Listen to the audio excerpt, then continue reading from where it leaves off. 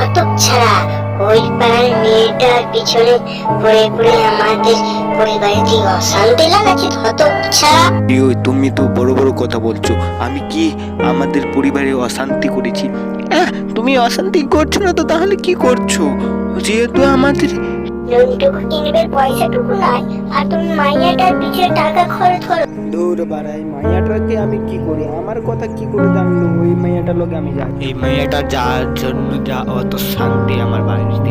এই মাইয়াটার পদমার আজকে অনেক পদমার অনেক।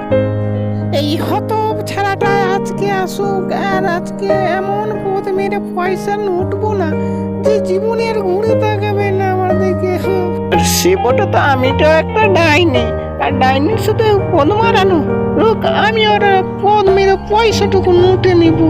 আমার সঙ্গে পদ মারা আমি কি মতো আমি দেখিয়ে দেবো না একে।